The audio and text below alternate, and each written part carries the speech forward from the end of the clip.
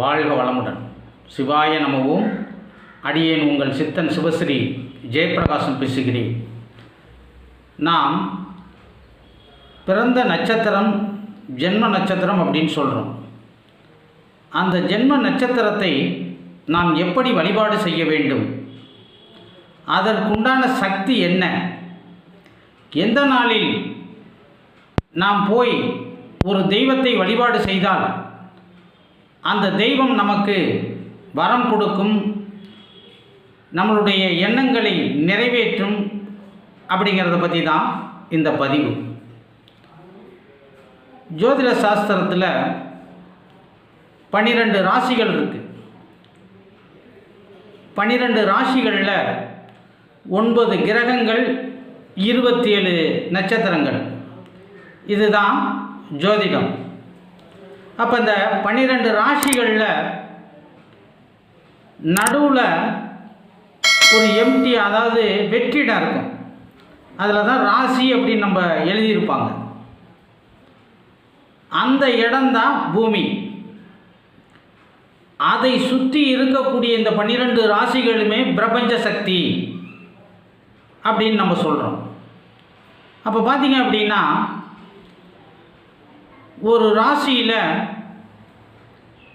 2.25 நட்சத்திரம் இருக்கும். அப்போ அந்த 2.25 நட்சத்திரம் அப்படிங்கிறது ஒரு நட்சத்திரத்திற்கு 4 பாதங்கள்: தலை, கழுத்து, வயிறு, பாதம் அப்படின்னு சொல்லிட்டு. அப்போ அந்த 2.25 நட்சத்திரம் அப்படின்னா ஒரு ராசியில் 9 பாதங்கள் இருக்கும். அப்போ பார்த்தீங்க அப்படின்னா நாம் பிறக்கும் பொழுது இந்த வானமண்டலத்தில் இந்த சந்திரன் எந்த நட்சத்திரத்தை பாதத்தில் நிற்கிதோ அதுதான் நம்மளுடைய ஜென்ம நட்சத்திரம். பொதுவாக ஆகாயத்தை பார்த்தீங்க அப்படின்னா கோடான கோடி நட்சத்திரங்கள் இருக்கும். அதில் பார்த்தீங்க அப்படின்னா சூரியனை மையமாக கொண்டு 9 கிரகங்கள் சுற்றி வருகிறது. அதில் சந்திரனுடைய துணைக்கோளாக இருக்கக்கூடியது இந்த பூமி. அப்போ பார்த்தீங்க அப்படின்னா நம்மளுடைய சித்தர் பெருமக்கள் நமக்கு பக்கத்தில் இருக்கக்கூடிய நட்சத்திரங்கள் நம்ம இயக்குது அப்படின்னு சொல்லிட்டு அதை கணக்கெடுத்தாங்க. அதுதான் நம்ம பால்வெளி மண்டலம் அப்படின்னு சொல்லுவாங்க. இந்த அமாவாசை இரவில் பார்த்தீங்க அப்படின்னா அந்த மில்க் வே தெரியும்.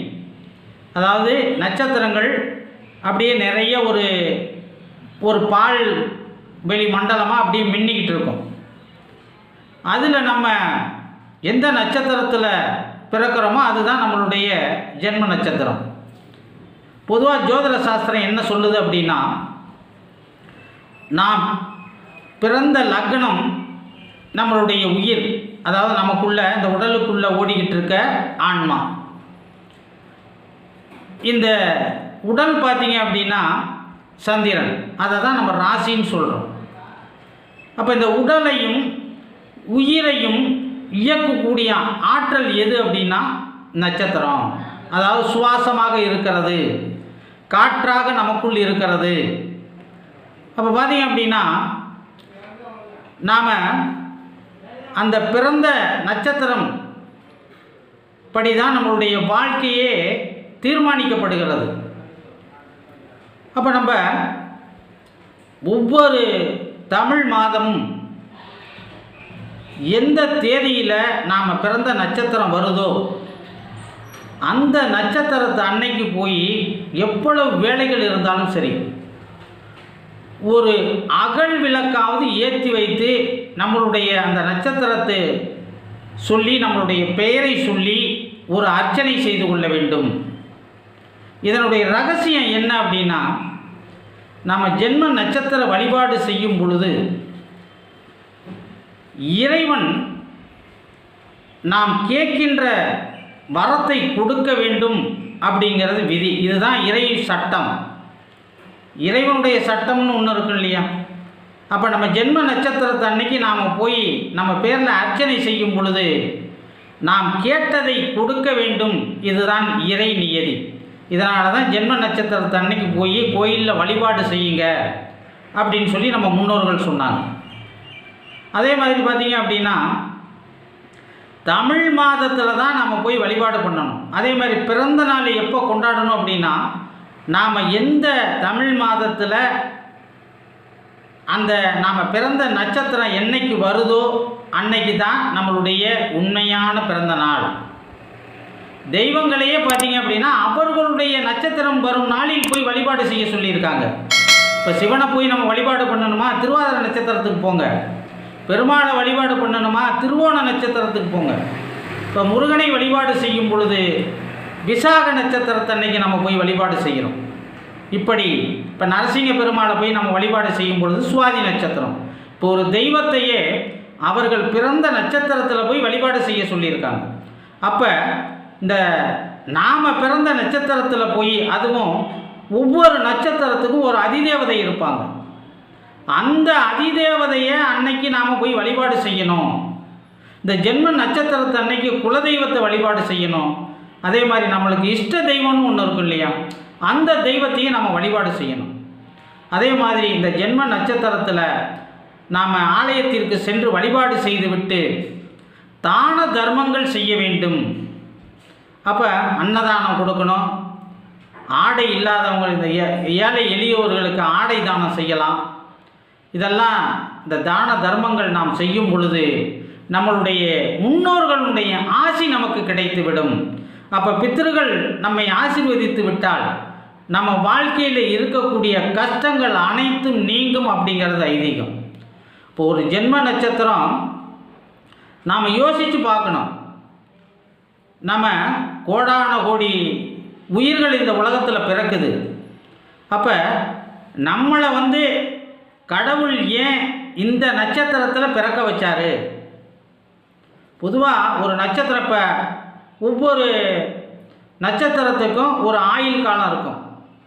இப்போ பார்த்தீங்க அப்படின்னா இப்போ சூரியனுடைய நட்சத்திரமான கார்த்திகையில் ஒருத்தர் மேச ராசியில் கார்த்திகை நட்சத்திரத்தில் பிறக்கிறார் அப்படின்னா முதல் திசை அவருக்கு சூரிய திசையாக இருக்கும். இப்போ அந்த சூரிய திசை 6 வருட காலம். எல்லாருக்குமே இந்த 6 வருட காலம் இருக்கா? இல்லை. கர்ப்பசெல் போக, அதாவது கர்ப்பத்திலேயே அந்த நட்சத்திரம் அந்த திசை ஆரம்பிச்சிடும். அப்போ கர்ப்பசெல் நீக்கி மீதி இருக்கக்கூடியது தான் நம்ம பிறந்த அந்த ஜென்ம நட்சத்திரத்தினுடைய திசா இருப்பு அப்படின்னு சொல்லி ஜாதக நோட்டில் நம்ம குறிச்சிருப்பாங்க.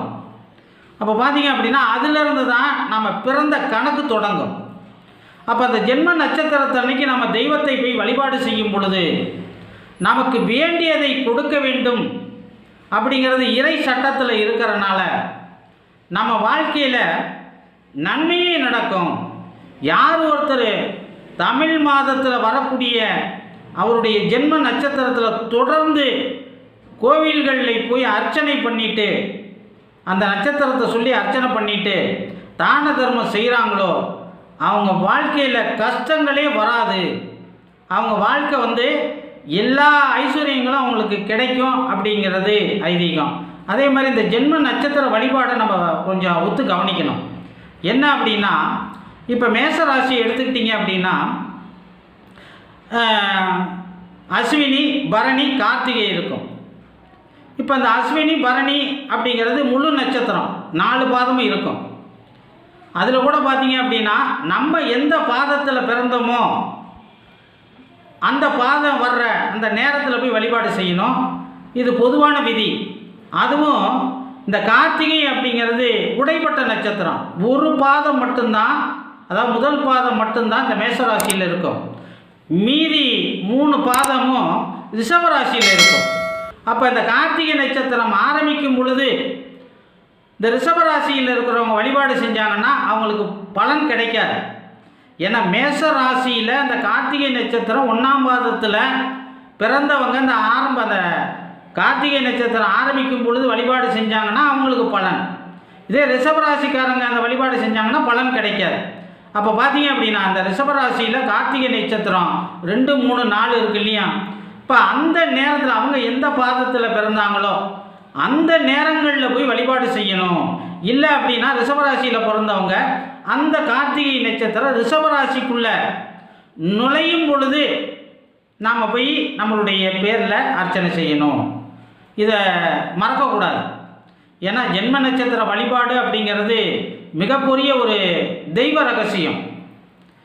ஏன் அப்படின்னா தாயின் கருவறையில் நாம் இருக்கும் பொழுதே அந்த நட்சத்திர வழிபாடு ஆரம்பிச்சிருது. ஏன்னா அதுதான் ஜென்ம தொடர்பு அப்படின்னு சொல்லுவாங்க. ஒரு உயிர் எந்த நட்சத்திரத்தில் இறக்கிறதோ அந்த நட்சத்திரத்தில் தான் மீண்டும் பிறப்பெடுக்கும். அதனால தான் கர்ப்பசெல் நீக்கி அப்படின்னு சொல்கிறோம். இப்போ குரு திசை 16 வருஷம் அப்படின்னா ஒருத்தர் அந்த குரு திசையில் 4 வருஷம் இருக்கும் பொழுதே இறந்துட்டார் அப்படின்னா மறுபடியும் அவர் அந்த குரு திசையில் தான் பிறப்பார். மீறி 12 வருட காலம் திசா இருப்பு இருக்கும். இதுதான் மிகப்பெரிய ஒரு ஜோதிட ரகசியம்.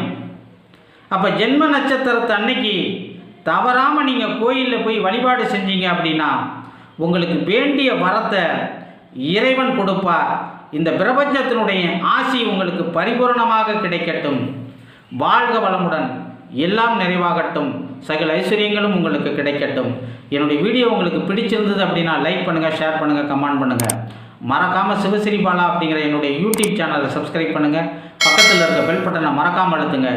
வாழ்க வளமுடன். ஓம் நற்பவி.